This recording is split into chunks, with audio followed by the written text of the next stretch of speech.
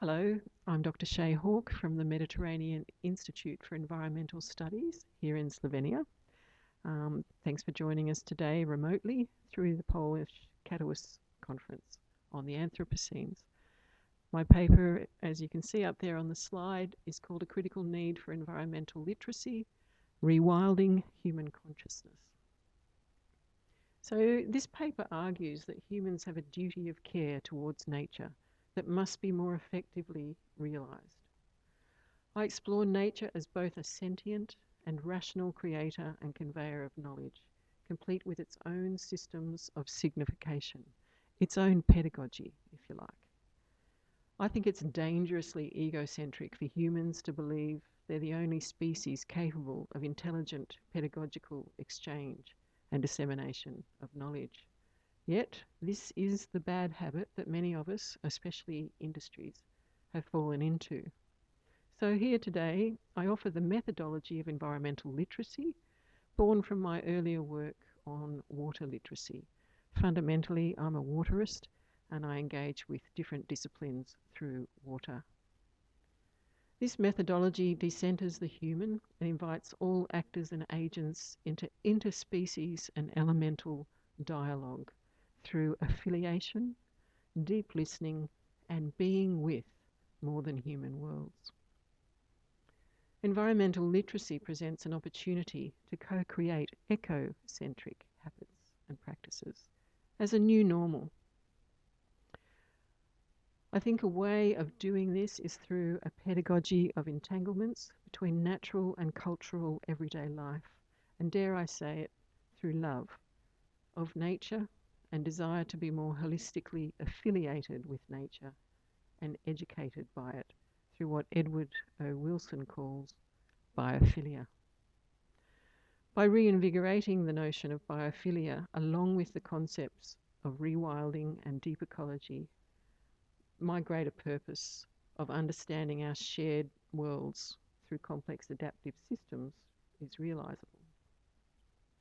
This paper further asks the question, what is it that we think we know? And are we willing to expand what we think we know and take some cues from what systems of nature might be teaching us? Some of the key terms and concepts and thinkers actually that inform this paper are on the screen at the moment. You can have a read through those as I continue speaking. So they're the key terms that inform what I'm saying today, and they all feed into complex adaptive systems theory, which we'll get to in the second half of the paper. So going back to what it is that we think we know, let's define water literacy and the broader concept of environmental literacy. So for me, water literacy is knowing your local water and reading it on its own terms and understanding its interrelationships. So knowing it, being in relationship with it, and protecting it for its own sake and ours. I see nature as a natural library in which all the elements and species represent specific canons of knowledge. And some of the primary texts in this natural library are rare books indeed, and at times endangered knowledge.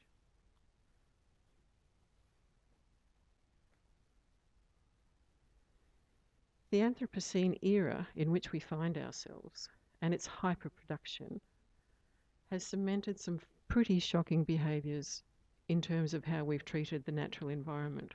So how do we break free of the patterns of knowledge that have served this epoch? And how do we travel forward, taking the best and the worst knowledge from the past as our teachers?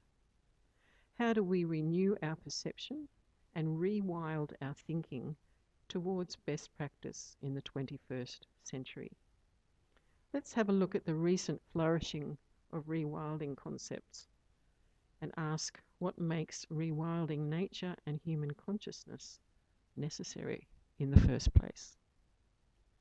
So when I think about this, I remember great teachers like Copernicus from the late 1400s who really opened up our thinking about the universe. You know, he said outrageous things like the Earth was not the centre of the universe. 100 years later, we have Descartes, who said everything is perfectly mappable and definable um, in a series of binary oppositions. He was after the tidiness of mathematical equations, which works for a lot of things, but not necessarily in nature. And then in the late 50s and 60s, we had Rachel Carson, whose work Silent Spring arguably signifies the birth of the deep ecology movement. So we've moved from wild to tame to rewilded, in a sense, or pre-Anthropocene to Anthropocene, but to where next will we go?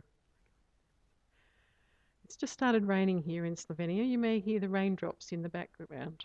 I'll consider that a partner in this presentation. So taming on the one hand is human control over time of nature, and rewilding on the other is the low impact human intervention and restoration of pre-existing wild areas that have suffered under human impact. How we empower and inspire our students and our colleagues to stay awake to new possibilities and imagine new ways of being absolutely involves going out with nature and removing the finitude of the classroom, but by complementing its ample technological resources. So I don't want to set up a polemic here and say that everything technological, industrial is wrong. That's not what I'm talking about at all. They can be complementary. Change, empowerment and transformation depends on creating new meaning and taking a risk with our thinking, as Copernicus did. But intervention must be intelligent rather than clever.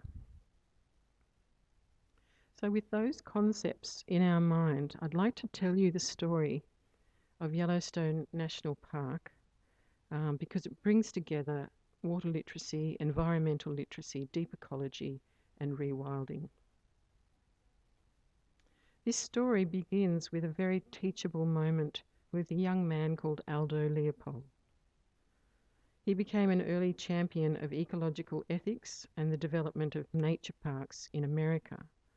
But this is not where his career began. He was a hunter, and he was employed to cull the wolf population in what is now known as the Yellowstone National Park. And he was very happy to do this. He was a trigger-happy young man. So let's listen to what Aldo says in his own words. We reached the old wolf in time to watch a fierce green fire dying in her eyes. So he just shot the wolf. I realised then, and have known ever since, that there was something new to me in those eyes, something known only to her and to the mountain. I was young then and full of trigger itch. I thought that because fewer wolves meant more deer, that no wolves would mean hunter's paradise. But after seeing the green fire die in her eyes, I sensed that neither the wolf nor the mountain agreed with my point of view. So this was an epiphany for young Aldo, and I've embedded the clip into the PowerPoint, which you'll be able to access later. He did not hunt again. Aldo spent the rest of his life in reparative action, education, and teaching ecological ethics. He recognised the mountain as sentient and intelligent and with an understanding all of its own. He realised his was not the only species capable of intelligence, or indeed pain and grief. We can't know how the mountain and the motherless cubs related the story, but in our imagining, perhaps our minds can keep opening and wondering about how to do business differently with a collective nature that will ultimately outlive our short visit to Earth. It wasn't until 1995 that the trophic cascade, through the reintroduction of the keystone species of wolves, effectively rewilded the park. The trophic cascade explains both environmental literacy, complex adaptive systems theory, and rewilding principles. The first critical point in this story, or the bifurcation point, as complex adaptive systems theory calls it, was the eradication of the wolves in 1900. The second critical point was the reintroduction of wolves, the rewilding of the park in 1995. and the realisation that predators regulate ecosystems. Previously, it was thought that repair of ecosystems happened from the ground up. Before I met Aldo and the science lab that Yellowstone National Park is, I was reading the work of Prigiogini and Stengers on complex adaptive systems theory in their amazing book, Order Out of Chaos, Man's New Dialogue with Nature. Even though they were physicists and they were very hard scientists, what they were saying about the interrelationships between things and indeed between scientific fields, this co-evolution between systems, was very similar to what I've just described. I'd like to talk you through complex adaptive systems theory, bearing in mind everything that we've just covered. I guess the main thing about complex adaptive systems theory is that it's not a tidy mathematical equation. So Copernicus would have liked it, and certainly Aldo Leopold would have liked it. And this is why I believe it can constitute part of the rewilding of human consciousness, because it thrives on what's called the edge of chaos, where things are enlivened. So let me explain. First of all, CAS, complex adaptive systems, are non-linear. They have no fixed beginning or end, and nothing travels in a straight line. Small changes can make a huge difference in its assemblage. So think of the water cycle, the hydrological cycle, or the river. There's no dualisms there. There's no neat and tidy in that system. Think also of human consciousness and how receptive it is or isn't to stimulus outside of itself or what it has been systematically taught. Complex systems are also dynamic. They're in a constant state of flux, however large or small. So it's a dynamic assemblage of matter, energy, and information. And our brains can work like this, and so can any ecosystem if we let it. CAS are also self-organising. So they create order out of chaos. There's no central control. There's no periphery. And this is actually what baffled Prigiogini and Stengers originally, because they were searching for equilibrium as the neat and tidy answer to everything when they were wrestling with the second law of thermodynamics. Prigiogini realised that equilibrium was actually a problem, not the solution. He broke open his thinking, his own trophic cascade, a rewilding of sorts. He went to a higher order of thinking and came up with this wonderful description with Isabel Stengers. He actually went against all physics theory that predated him, just like Copernicus. It was such a wild realisation. He won the Nobel Prize for it in 1977 because he legitimated it so carefully. So when we look at a river, we know there are flows and eddies and rapids and pools, all co-created and self-organising with the weather and in conversation with other systems. It looks a bit chaotic, but there is an unseen order at play, and left to its own management, it thrives and creates further order out of the chaos. Systems are also co-evolving, so they exist within their own environment, but they're always in partnership with other agents. All living things are what they are, in part, as a result of being where they are. Self-creation cannot take place without input from the environment. It's a bit like interdisciplinary research. There's the researcher's original field, so let's say pedagogy and the education system. And then there's sociology, history, science and literature that education constantly talks to, and so on.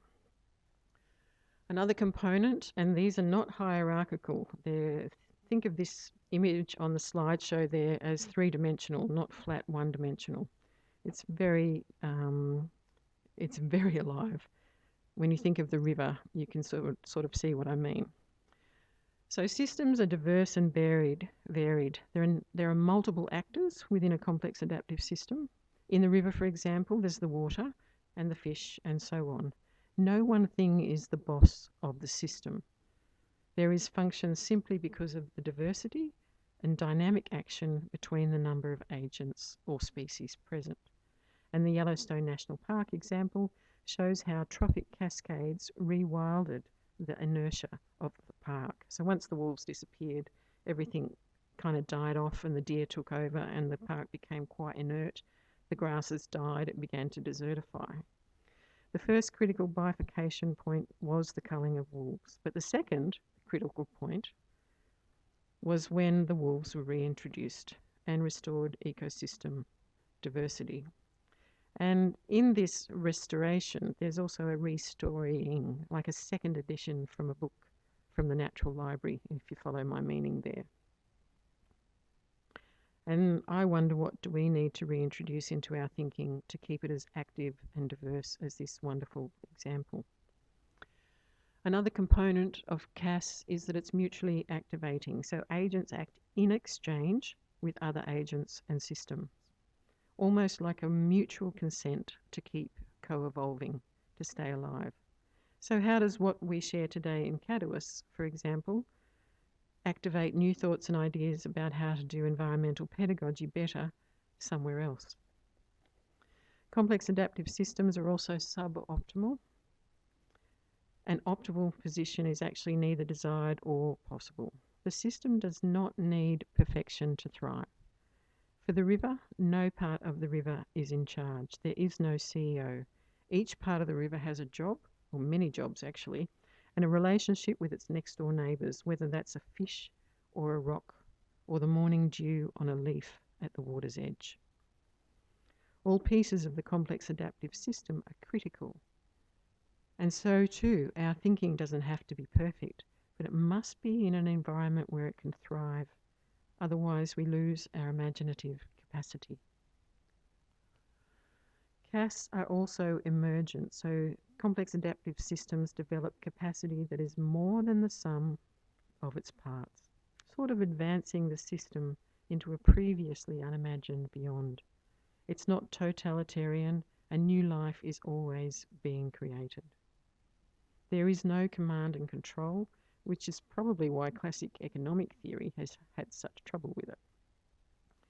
We also find nested systems or subsystems within a broader system that also don't operate through equilibrium. There's an ongoing tension with anarchy and inertia, and it's ever present with the interchange between nested systems. There's also a lot of connectivity and feedback loops, so think about complex intertwining as the connecting mechanism, and certain actions producing a different action down the track. For example, in the park, once the wolves were reintroduced, we also saw the reappearance of badgers and birds of prey. And finally, but really not finally, because there is no finally, there's no beginning and there's no end to complex adaptive systems, the edge of chaos. Now, this is the ideal as Prigiogini and Stengers, and later Waldrop and Levin and Kaufman figured out. It's the tension between anarchy and stagnation, where most systems have at their best in a position, where most systems behave at their best in a position of near equilibrium. The edge of chaos is where the components of a system never quite lock into place, and yet never quite dissolve into turbulence either. This is evident in healthy, resilient systems of all kinds, including our own thinking. The edge of chaos creates its own order and motivation to keep action dynamic and the system alive and co-evolving, and arguably wild. So, to wrap up, I would say, and I've tried to argue, that human consciousness needs to exist on this very edge of chaos. Not overly chaotic so that everything is crazy and mad, not overly inert and, harmonious, where nobody gets excited about anything, but somewhere between, where it remains awake enough to new patterns and ways of being, just like nature. Our speculative future must embody conscientious willingness to engage differently, to meet the wolf at the door and know why the wolf is at the door in the first place. And also to allow nature to re-territorialise our thinking, to take it back into a wilder place of creativity and invention and biophilic adjustment. I look forward to your comments in the discussion afterwards. Thank you. Voila.